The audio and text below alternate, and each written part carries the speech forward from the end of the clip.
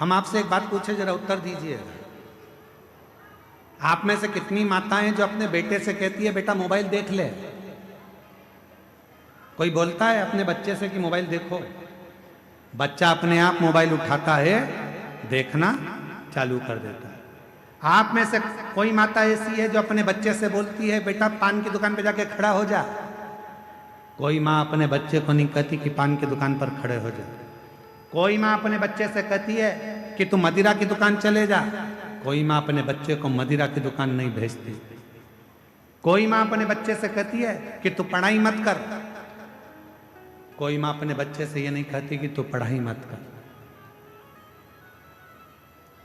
कोई माँ ये नहीं कहती अपने बच्चे से कि तू अपने दोस्त के साथ खेलने जा। कभी माँ नहीं कहती। माँ नहीं कहती, उसके बाद भी बच्चा अपने दोस्त के साथ खेलने जाता है। माँ नहीं कहती तो भी बच्चा मोबाइल चलाता है। माँ नहीं कहती, उसके बाद भी बच्चा गलत दुकान पर जाकर खड़ा हो जाता है। माँ नहीं कहती तो भी बच्चा गलत संगत में पड़ जाता है। तो फिर विचार करिए, तुमने नहीं कहा, उसके बाद भी गलत जगह पर ये बच्चा क्यों जा रहा है? ये बच्चा गलत क्यों कर रहा है?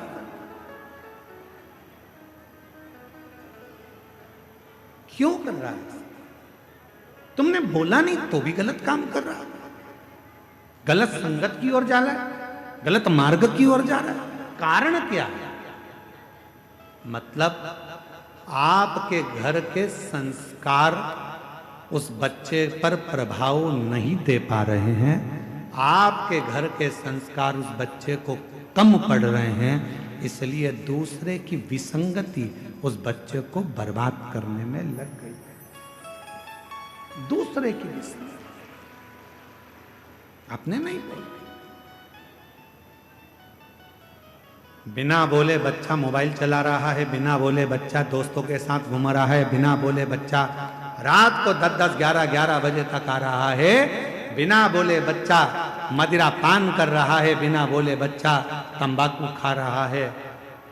खुशी तब मनाना जब बिना बोले तुम्हारा बच्चा एक लोटा जल भरकर शंकर के मंदिर जाना चालू कर दे, तब समझना कि हमारे संस्कार पोषित हुए। तब जाने हमारे संस्कार श्रेष्ठ हुए।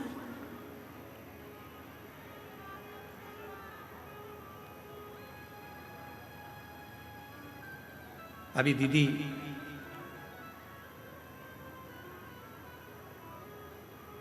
अयोध्या से पधारी दीदी गौरांगी जी कह रही थी अपने संबोधन में कि मेरे भी माता पिता हैं और मैं भी एक माता पिता की बेटी हूं।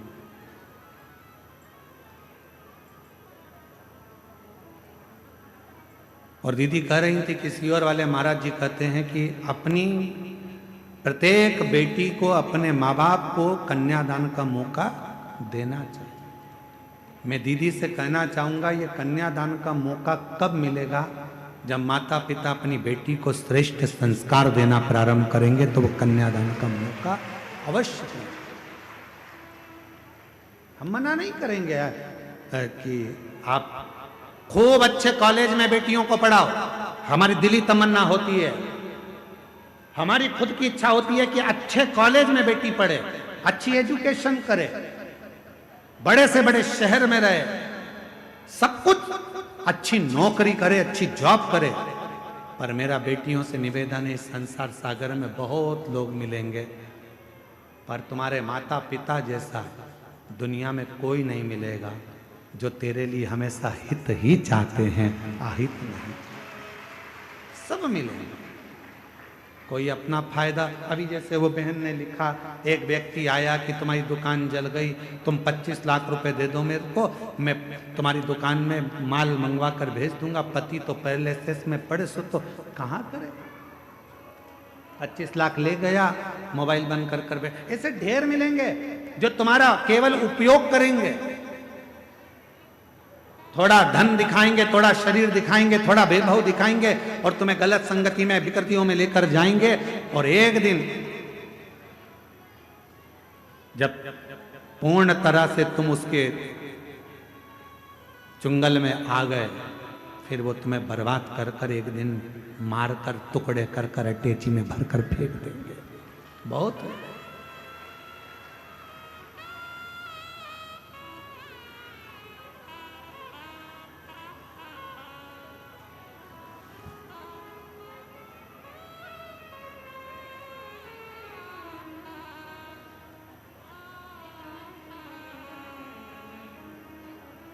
जब कोई कहता है ना कि वो मुझसे बहुत स्नेह करता है, वो मुझसे बहुत स्नेह करता है, वो मुझसे बहुत स्नेह करती है, और वो मैंने उसको अपने बातों में अपने तरीके से उसको अपने काबू में कर कर रखा है।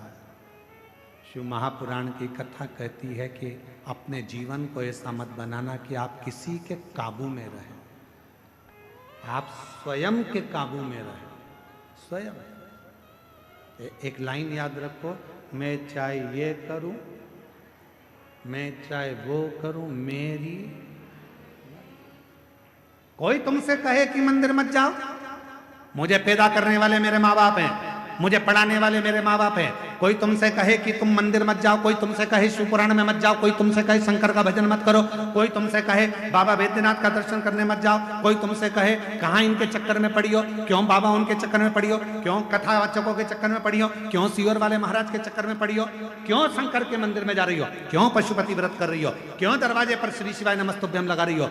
मोहल्ले के लोग, दुनिया के लोग, रिश्तेदार लोग यदि तुम्हारे पास आकर तुम्हें इस तरह का ज्ञान दे तो उनके हाथ जोड़कर कहना, मुझे जन्म देने वाले तुम नहीं हो, मुझे पढ़ाने वाले तुम नहीं हो, मेरी परवरिश करने वाले तुम नहीं हो, मैं मेरे माँ बाप का खाती हूं, अपने विचार से जीती हूं, मैं किसी की सुनती नहीं। क्यों सुने हम, क्यों विचार करें?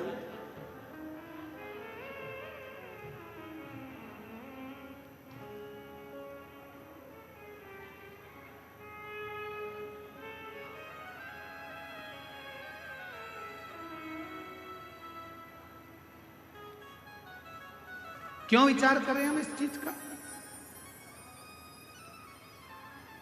ये सब विचार नहीं, हम किसी के कहने पर नहीं चलते, हम तो बाबा के भरोसे चलते हैं, हम तो बाबा के भरोसे चलते हैं। ये दुनिया वाले जलते हैं, ये दुनिया वाले जलते हैं, हम तो बाबा के भरोसे चलते हैं, हम तो बाबा के भरोसे चलते हैं। डमरू वाले के भरोसे चलते हैं, काशी वाले के भरोसे चलते हैं, देवघर वाले के भरोसे चलते हैं, हम तो बाबा के भरोसे चलते हैं, शंभो बाबा के भरोसे चलते। हम उसके भरोसे चलते हैं, हम किसी के कहने पर नहीं चलते।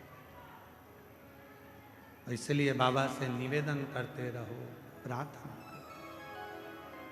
कि अब दया करो है भोलेनाथ, मस्त रहूं तेरी मस्ती में, अब दया करो हे भोलेनाथ, मस्त रहूं तेरी मस्ती में, अब दया करो हे भोलेनाथ, मस्त रहूं तेरी मस्ती में, अब दया करो हे भोलेनाथ, मस्त रहूं तेरी मस्ती में, मेरे सिर पर रख दो अपना हाथ, मस्त रहूं तेरी मस्ती में। ओ मेरे सिर पर रख दो अपना मस्त रहूं तेरी मस्ती में।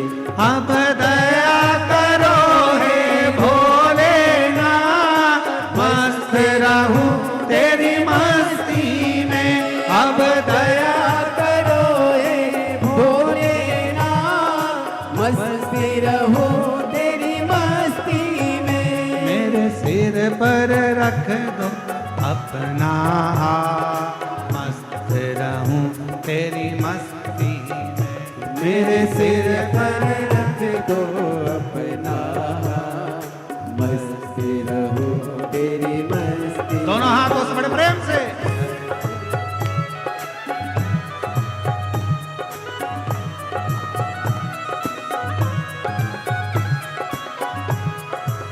जो रोड पर बैठे हैं, बाहर दुकानों पर, गाड़ियों पर, मकानों पर बैठे हैं, वो भी दोनों हाथों से ताली बजाते हुए सावधानी से, आनंद से।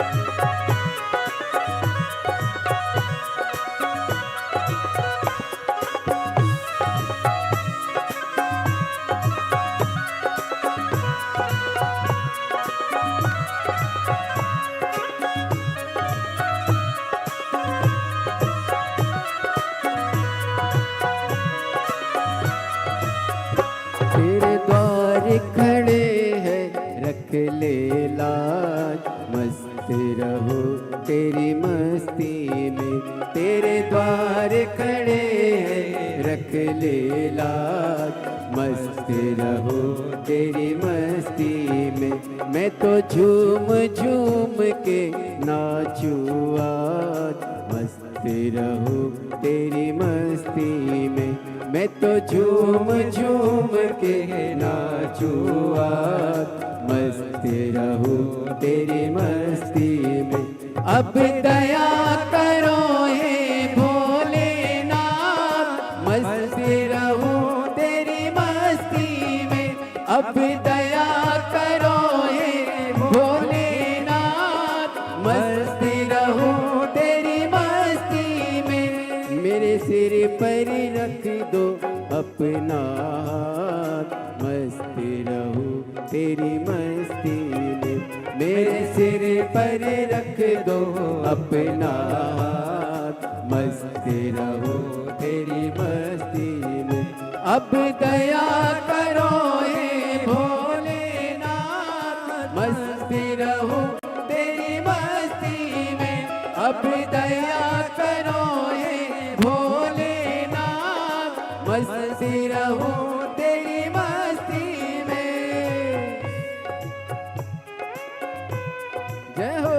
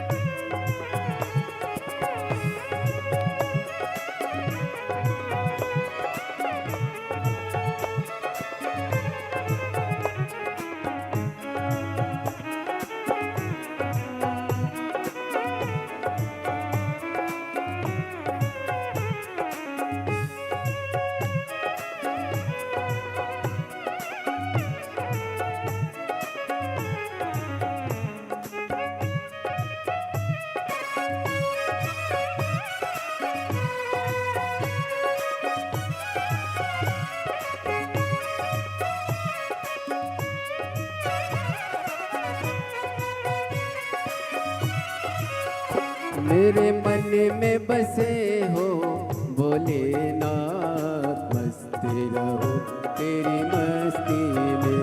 मेरे मन में बसे हो भोलेनाथ, मस्त रहो तेरी मस्ती में। मेरे मन में बसे हो भोलेनाथ, मस्त रहो तेरी मस्ती में। मेरे मन में बसे हो भोलेनाथ, मस्त रहो तेरी मस्ती में। मैं तो हर पल करूँ प्रभु तेरी याद, मस्त रहो तेरी मस्ती में। मैं तो हर पल करूँ प्रभु तेरी याद, मस्त रहो तेरी मस्ती में। अब दया करो हे भोलेनाथ, मस्त रहो तेरी मस्ती में। अब दया करो हे भोलेनाथ, मस्त रहो तेरी मस्ती में। मेरे सिर पर रख दो अपना हाथ, मस्त रहो तेरी मस्ती में। हो मेरे सिर पर रख दो अपना हाथ, मस्त रहो तेरी मस्ती में। अब दया करो हे भोलेनाथ, मस्त रहो तेरी मस्ती में। अब दया करो हे भोलेनाथ, मस्त रहो तेरी मस्ती में।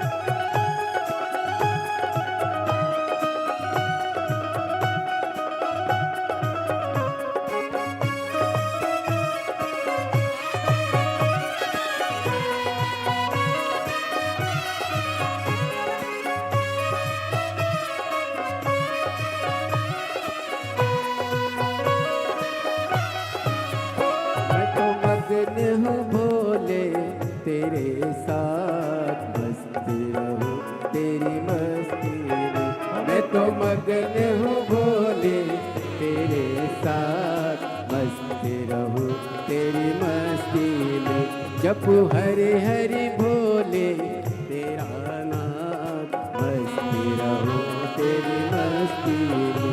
जप हरे हरे भोले दिन और रात, मस्त रहो तेरी मस्ती में। अब दया करो हे भोलेनाथ, मस्त रहो तेरी मस्ती में। अब दया करो हे भोलेनाथ, मस्त रहो तेरी मस्ती में। अब दया करो हे भोलेनाथ, मस्त रहो तेरी मस्ती में। दया करो हे भोलेनाथ, मस्त रहो तेरी मस्ती में। अब दया करो हे भोलेनाथ, मस्त रहो तेरी मस्ती में। अब दया करो हे भोलेनाथ, मस्त रहो तेरी मस्ती में। अब दया करो हे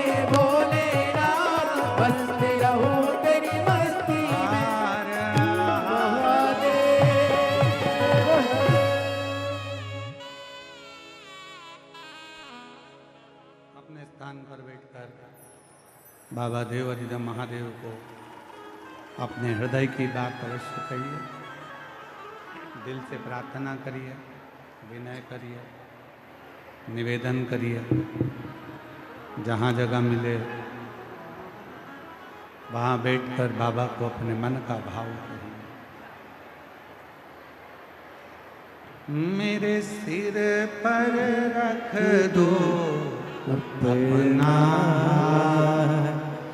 मस्त रहो तेरी मस्ती में, मेरे सिर पर रख दो अपना मस्त रहो तेरी मस्ती में। अब दया करोगे भोलेनाथ, मस्त रहो तेरी मस्ती में। आज सोम प्रदोष है।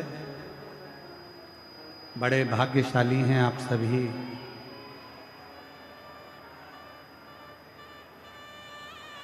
सत्रह तारीख को आज सोम प्रदोष है।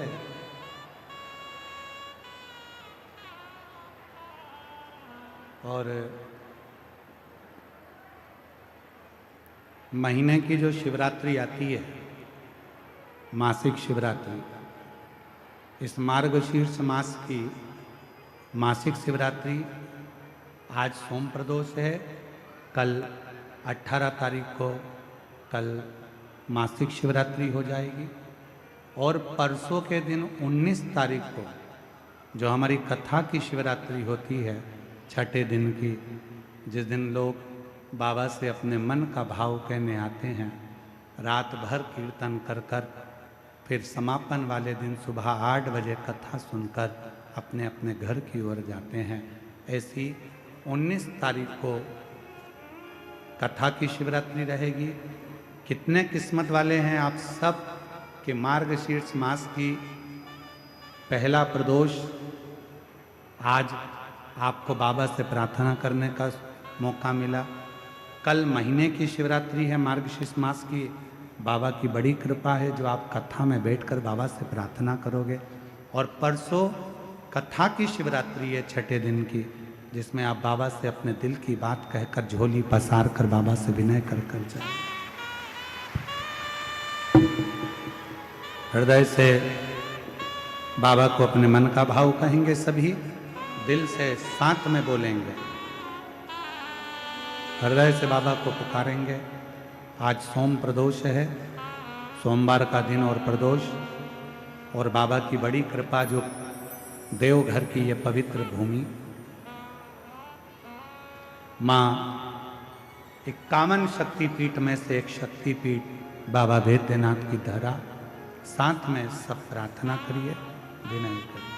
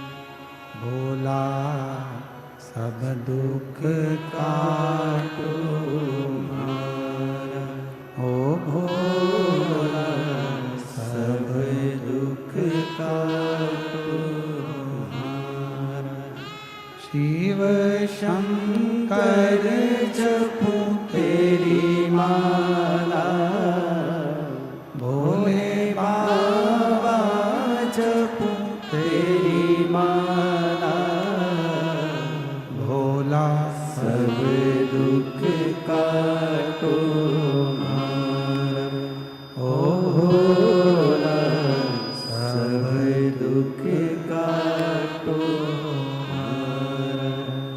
देश है मंगल मंगलकारी, देश है मंगल मंगलकारी, शमशान वासी हमारा, शमशान वासी हमारा, ओ भोला सब दुख काटो हमारा, ओ भोला सब दुख काटो हमारा।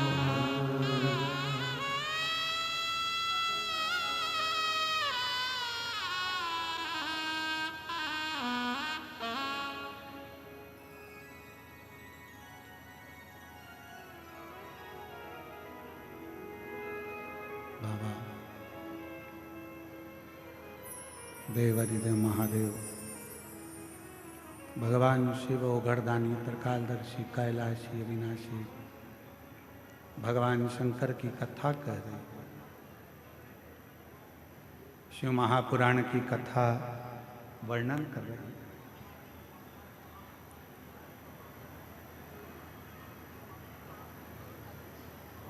धीरे धीरे चढ़कर सीढ़ियों पे से आगे बढ़े, बाबा के मंदिर जाकर एक बड़ा सुंदर शिव परीक्षा हो गई।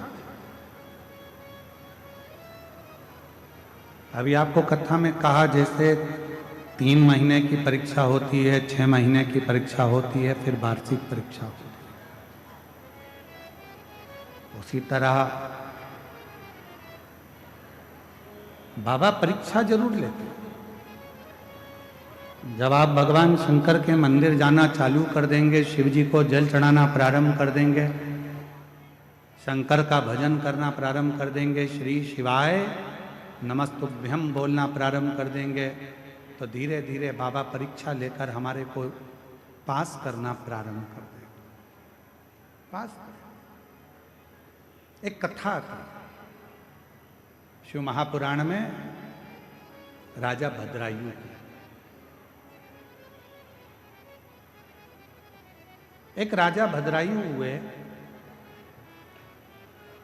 जिनके माता पिता भगवान शंकर के परम भगत थे,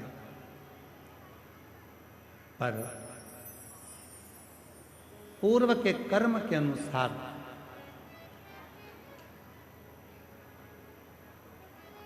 माता के भी प्राण चले गए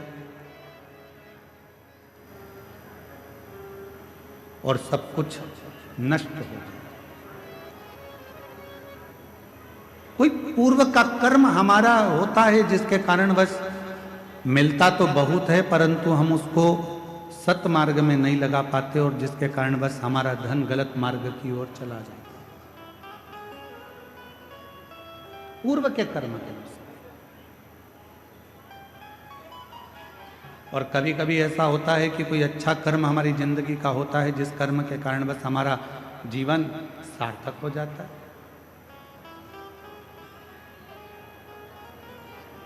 सरल हो जाता है। एक कथा आती है राजा भद्रायु की। राजा भद्रायु ने भगवान शिव की आराधना करी, साधना करी, क्योंकि माता पिता के जो संस्कार थे वो राजा भद्रायु के पास में थे।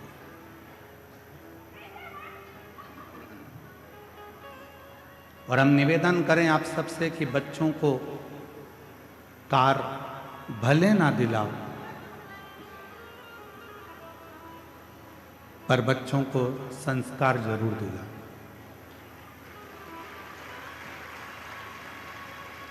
हो सकता है कि कार दिलाओगे और एक दिन बच्चा बेच कर खा जाए, वो कार तुम्हारी समाप्त हो जाए, पर निवेदन है, यदि श्रेष्ठ संस्कार बच्चे में होंगे तो वो हमारे जीवन को सार्थक जरूर करें। श्रेष्ठ संस्कार।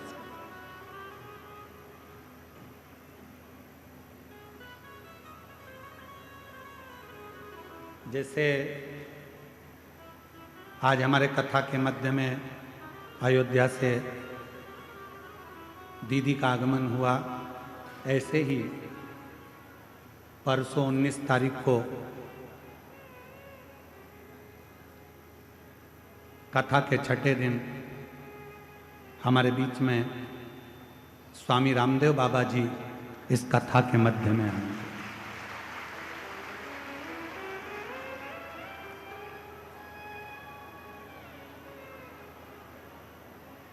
परसों 19 तारीख को स्वामी रामदेव बाबा जी कथा के बीच में आएंगे। साथ ही आस्था चैनल के सीईओ माननीय प्रमोद जोशी जी साथ में आएंगे और स्वामी जी के ही कार्य को निरंतर रूपांतरित करने वाले, जिन्होंने इस देवघर की कथा को बहुत सभी से मिलकर साध कर इस कथा को देवघर में अग्रण्य भाव में करवाया, ऐसे एस के तिजारा वाला जी वो भी इस पवित्र कथा में पहुँचेंगे और बाबा की इस नगरी में संतों का एक आनंद इस कथा का रसतत्व ग्रहण करेंगे। तो ये शिव कथा कर रही है, भगवान शंकर का चरित्र कर रहा है, शिव महापुराण की कथा कर रही है। एक भद्रायु नाम के राजा हुए और वो भद्रायु नाम के जो राजा थे वो भगवान शंकर के परम उपासक। शिव की साधना करना, शिव की भक्ति करना, भजन करना, स्मरण करना। उनकी धर्मपत्नी का नाम था कीर्ति मालिनी।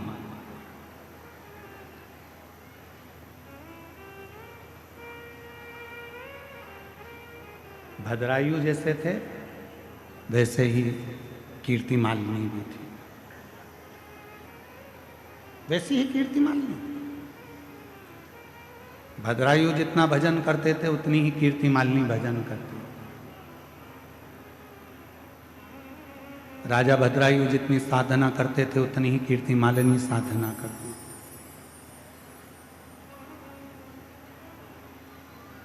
अभी आपको कथा में कहा कि भगवान जिसको अपना बनाना चाहते हैं, भगवान जिसको बहुत कुछ देना चाहते हैं, भगवान जिसकी गोदी में खुशियां प्रदान करना चाहते हैं, उसकी परीक्षा जरूर है। भगवान उसकी परीक्षा लिए बिगड़ नहीं रहते, परीक्षा जरूर लेते। और बाबा देव अधिदेव महादेव ने परीक्षा ली। किसके कहने पर?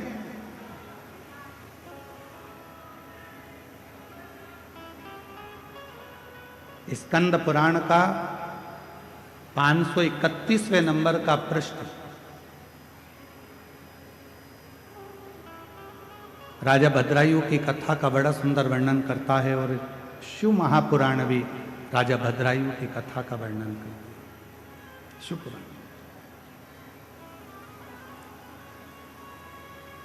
कहा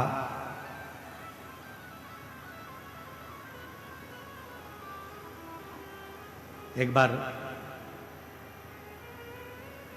मां जगतजननी जगदम्बा अंबा भवानी मां पार्वती जी अपनी 2 सहेलियों के साथ जा रही थी।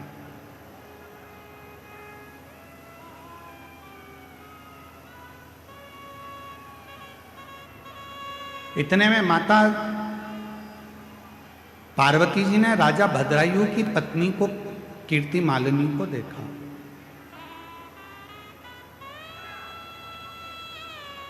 और राजा भद्रायु की पत्नी जब कीर्ति मालिनी दिखी, जहां शंकर भगवान का शिवलिंग था,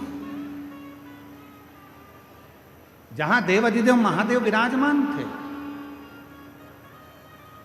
उस शिवलिंग के ठीक सामने जहां नंदी विराजमान था, उस नंदी के पीछे का जो चौबारा था, उस चौबारे को कीर्ति मालिनी साफ कर रही थी।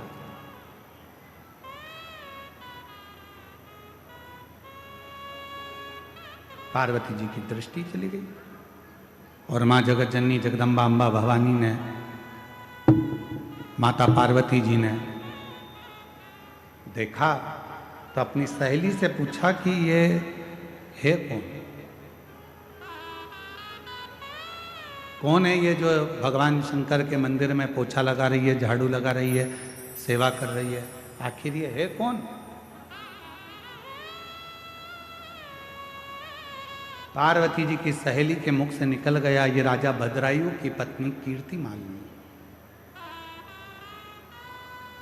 राजा भद्रायु, हाँ, शिव का परम उपासक,